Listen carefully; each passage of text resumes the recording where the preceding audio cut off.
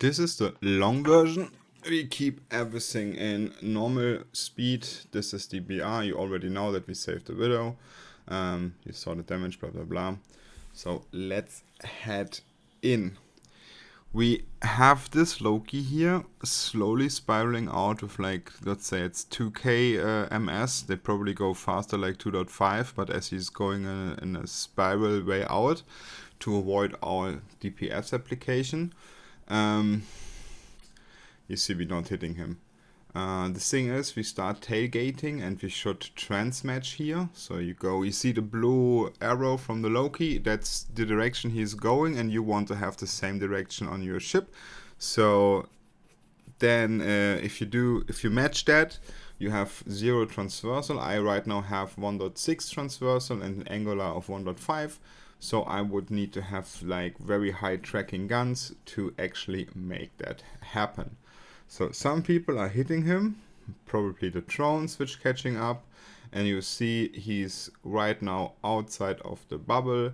We have 8 minutes left on the clock, and we make the decision, beside that we are here in a weak spot, to just sit there and hold the crit. In the meantime, since the Loki cannot shoot anything, he starts shooting the drones which he most dislike with his drones. We also recognize that this ship is in link Logi, so he's doing the fleet boss right now, and therefore he is limited on his DPS choice, because if you have the link module for the Loki, you get a bonus for the fleet boosts and as well for having remote reps. So the only next weapon system he has available is drones, which means this is either a full coward fit to cheese out ESSs. He also has one guy sitting outside, which gives him intel what comes in. So he can be sure if there's like 2 Hugins coming or something, he just cheeses off before they actually can enter. Or like already like off. You saw he is super fast. So we are on this thinking about that he is probably alone doing his own stuff, and we're just playing as a cat with a dead Loki around.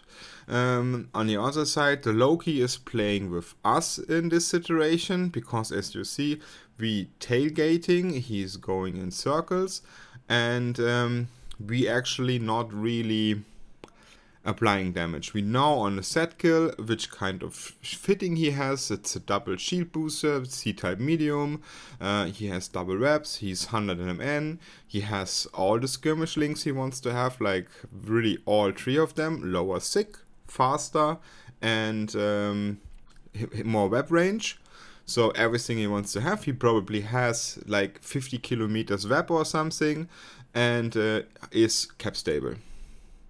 So you see that with his current configuration, he going 2,600 meters in a second around the ESS, and we going tailwise around the roll time. I'm going to the edge because I'm like, I have 150 kilometer range.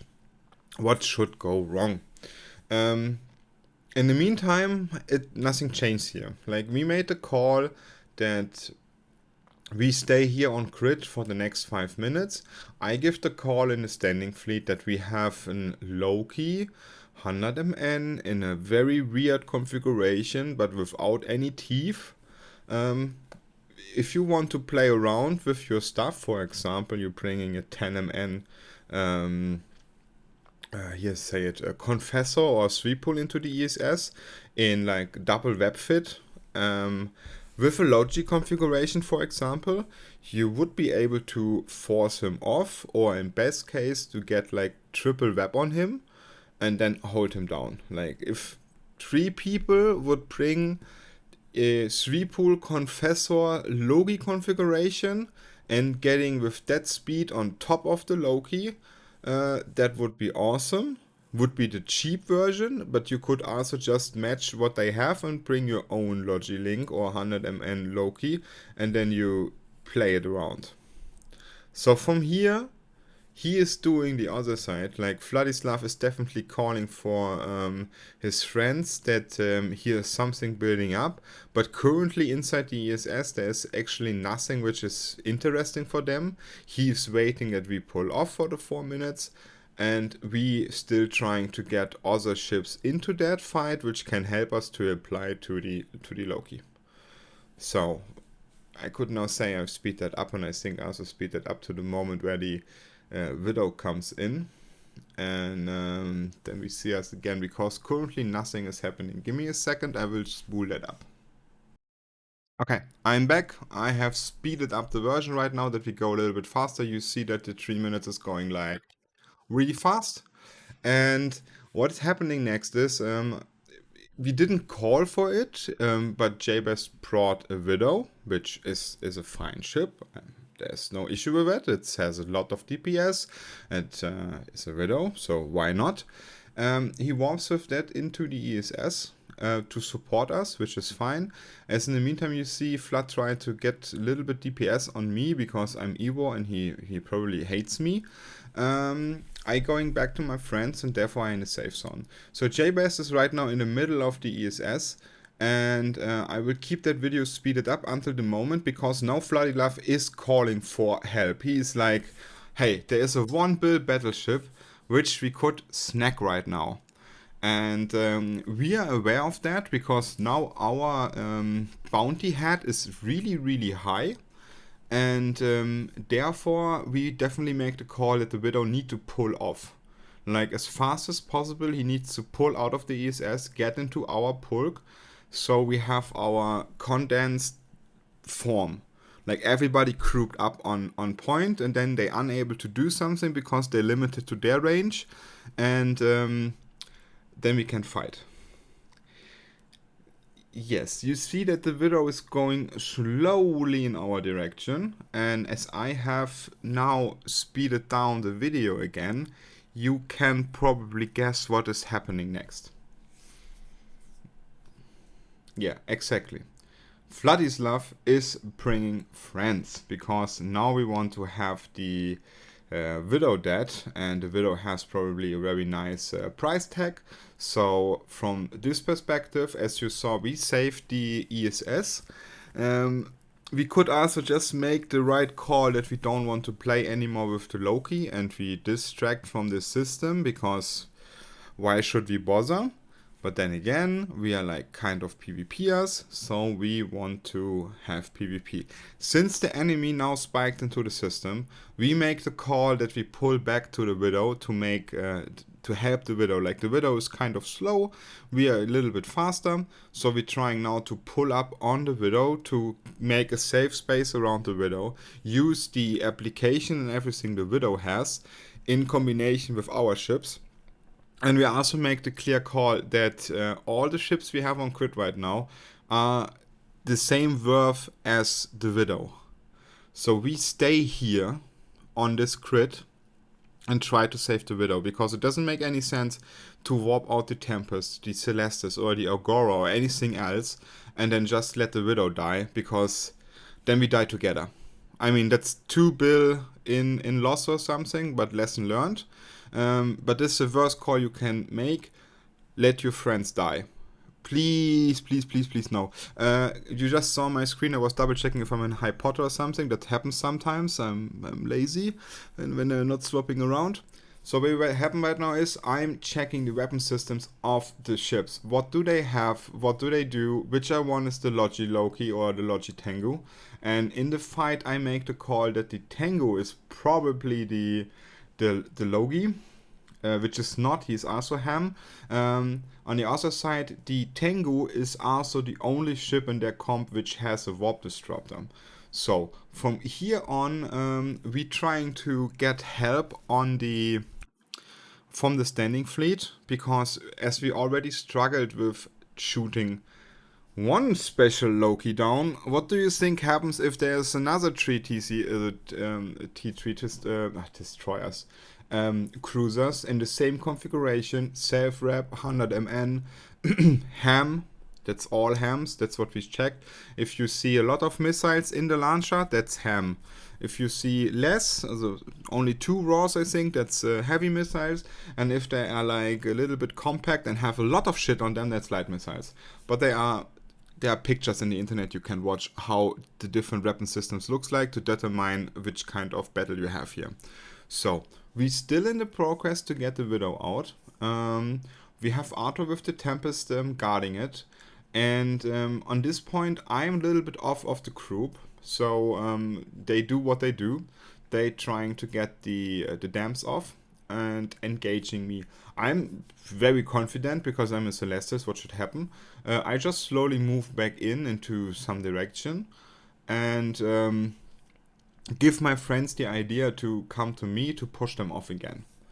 And from here, we dancing around. Keep in mind, our main goal here is still to get the Widow out of the bubble into a safe space position so he can warp off.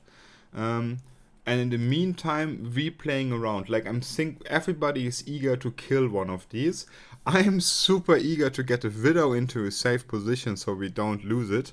Because they doing a very confident job by staying outside of the critical range, but also be able to apply DPS on our stuff. Like, for example, on me right now, you see how the webs are dropping and coming in again on my Celestis, but better shooting my Celestis than shooting something else. So, fight continues. You see that the Widow is slowly moving out, and I can already tell you that we get the stuff out.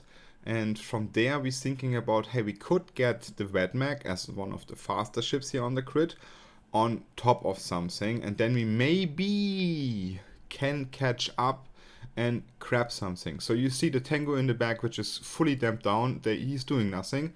You see that the Link Loki is going around, and you have 2 DPS Lokis, which able to apply DPS.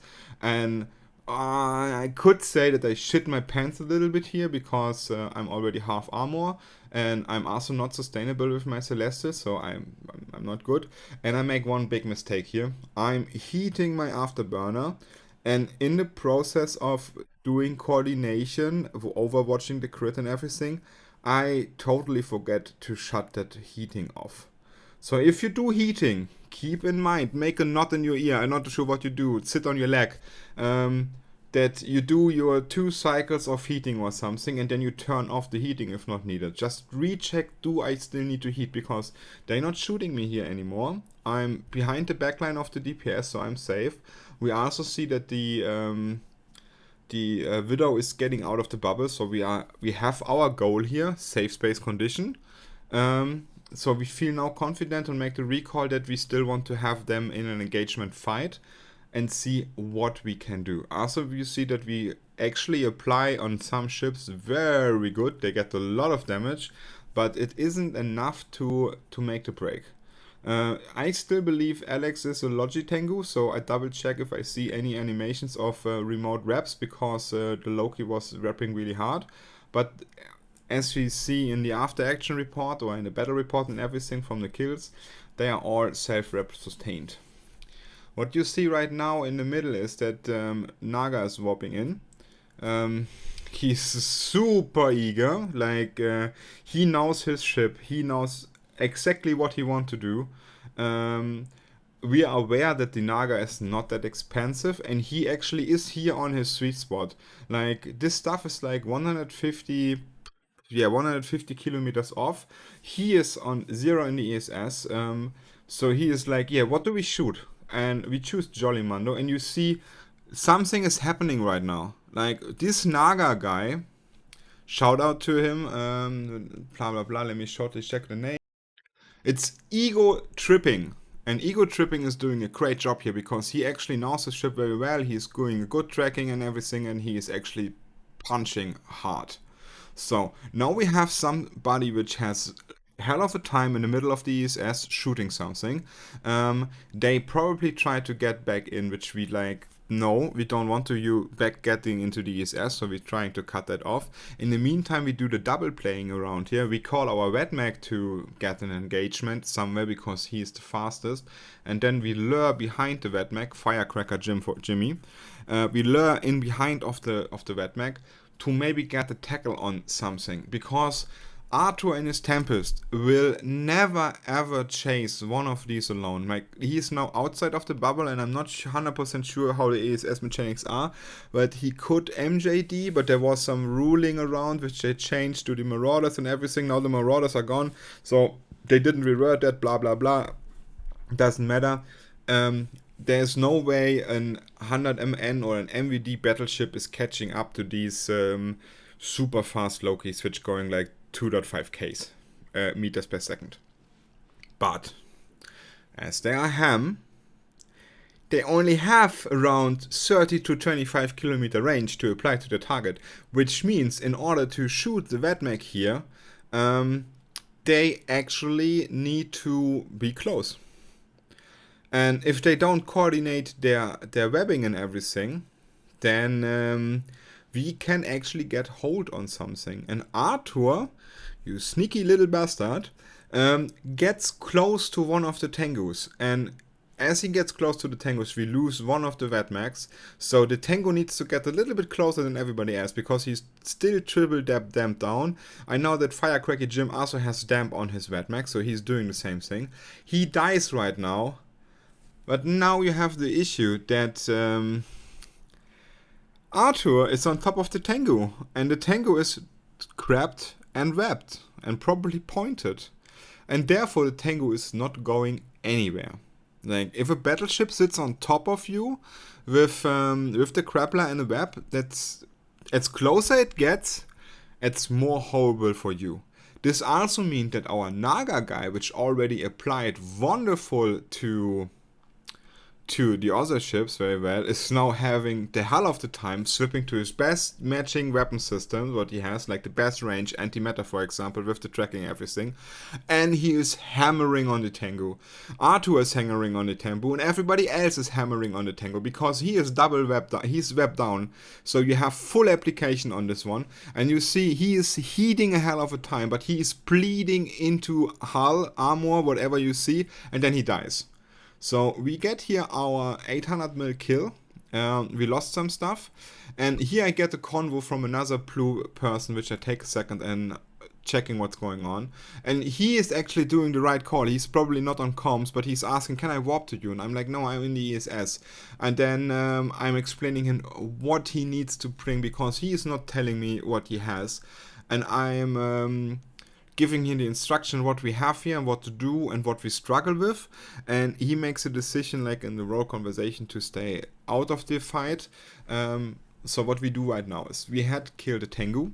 Arthur, of course, you little good loot goblin, looted the Tengu and got some nice stuff with the afterburner and whatever.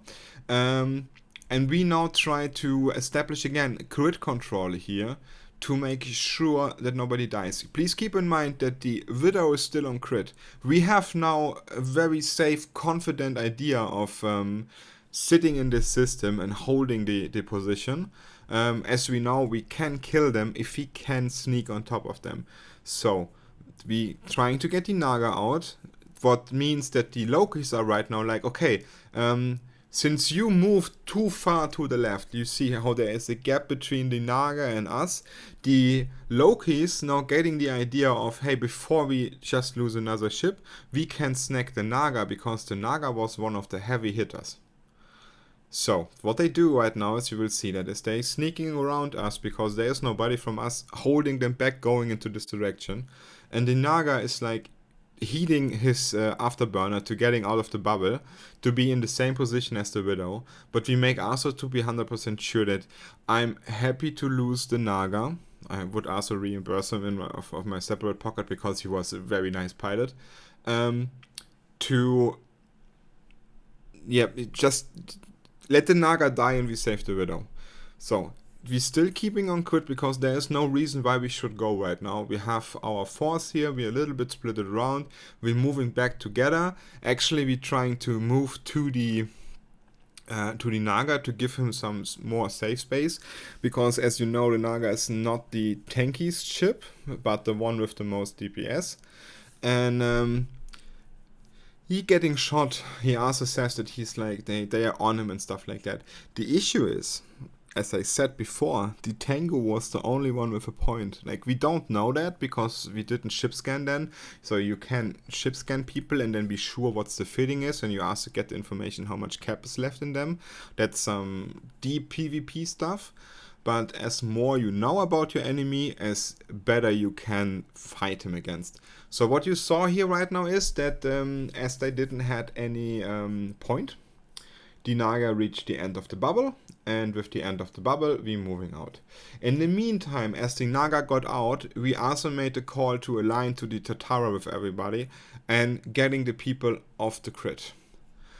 Unfortunately, in this process, Kara rank warped in his Ferox, and I'm also not sure why we have 3 people in not in our fleet. I'm not sure if they were on comms, but the most talking part were the people which actually had also the most insecting fight. So Vedmak was a lot of talking, Naga was talking, me was talking a lot.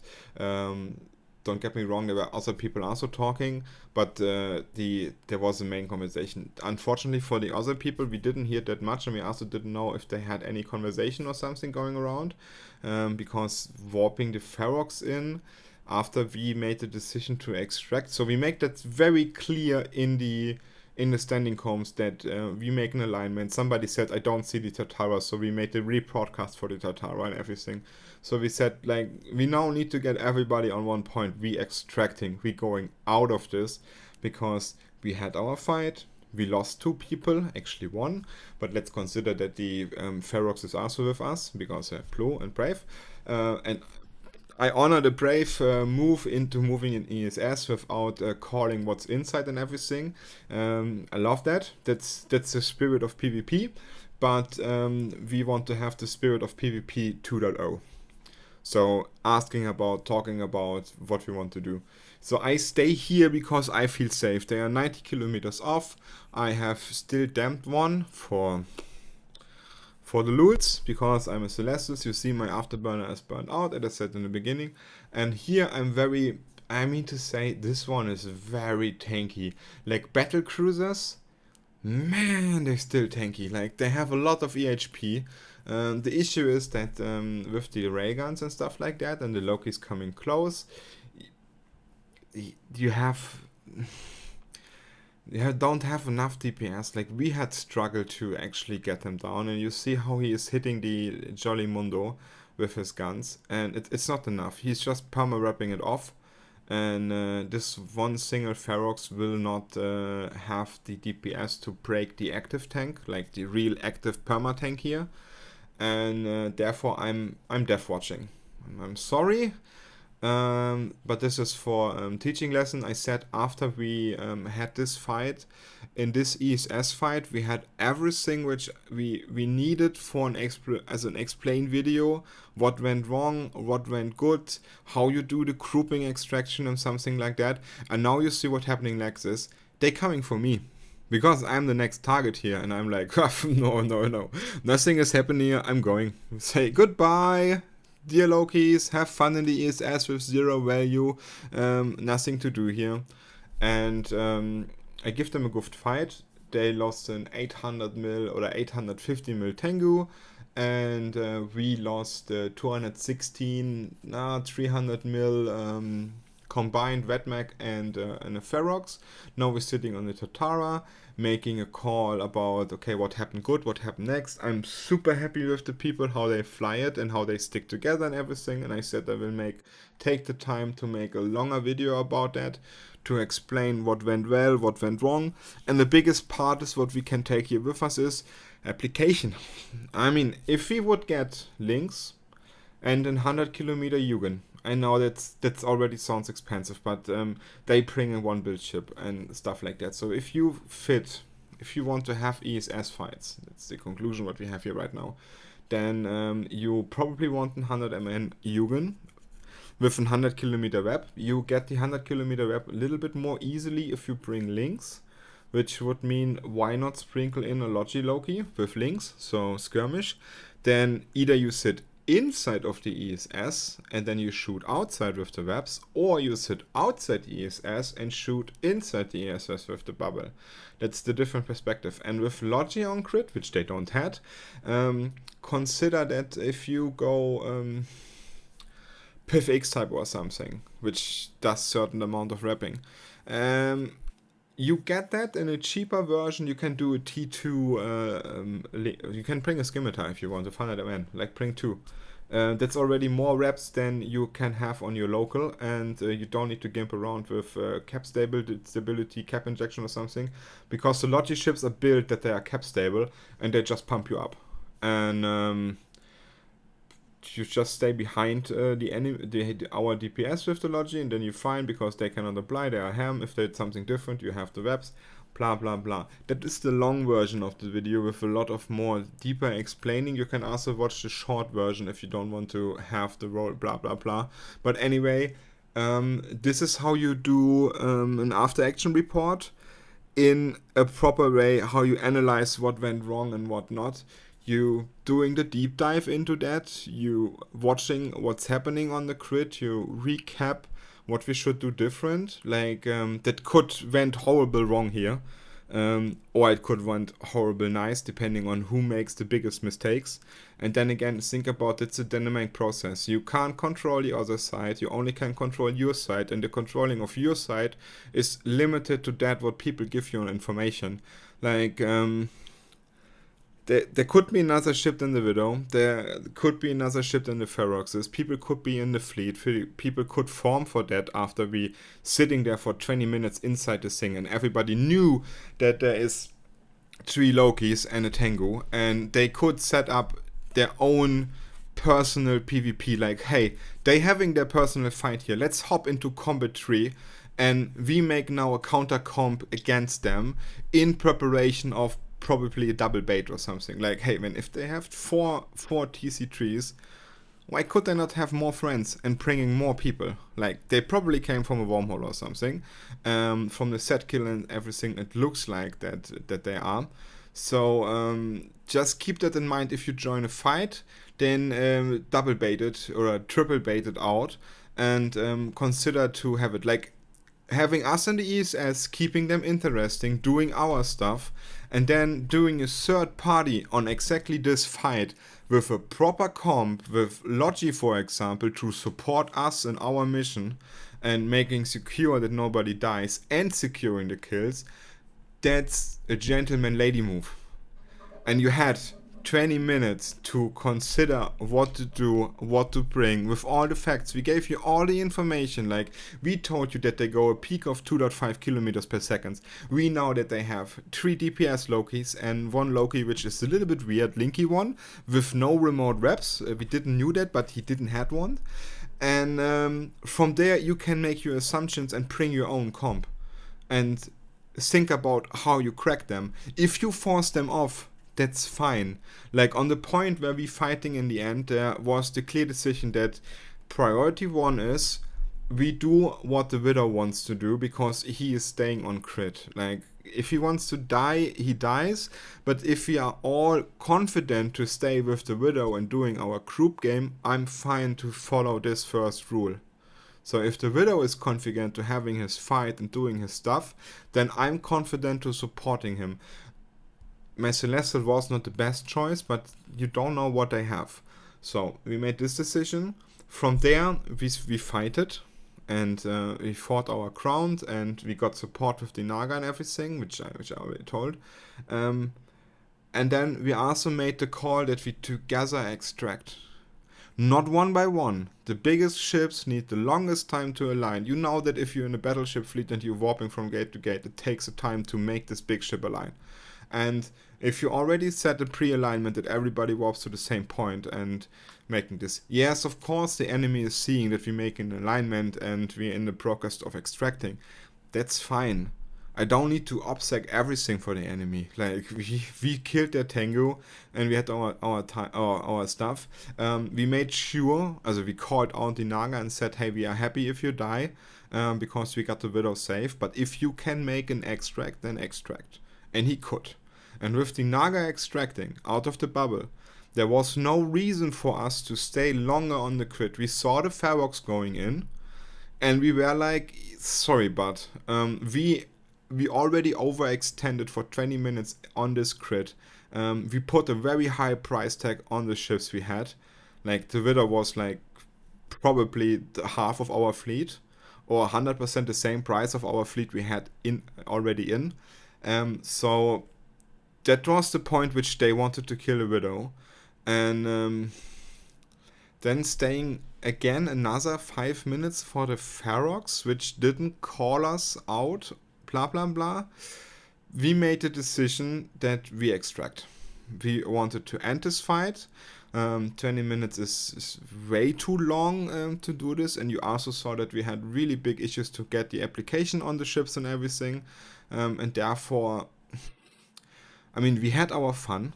I had my fun, but it could went much better if we bring the right ships. And probably we need to talk about what's the counter to a 100 MN ship with an afterburner. It's not a scram, let me guess you that. It's probably webs and noids, something like that. Like one of these heavy curses, you know, the one which can noid you out of 100 kilometers. Ooh, that's evil one. Some Logi, some hidden Logi, like the T3 Desis, which can do Logi, for example. They're probably enough, but because again, you think about that's 2 Lokis with DPS and 1 Tengu with DPS with Ham. What do you think happens if a Ham Tengu applies to an Desi? Of course there is some damage, but not enough. Okay, we're already overextending because the video is ending, and I'm just keep talking. So have fun with this long version, take it, that's the deep side analysis. This doesn't respect any other ESS fight because everything is different, you never can know what's happening. And as said, they could also be the Curse Loki combination, so Web and Noid. There are other permutations about that combination, but if you want to break them, it's the combination out of Logi, DPS and application. And if they're outside of the bubble already, I mean, sounds dumb, but 100 kilometer Lachesis, then you have a point on them. Then they cannot warp off.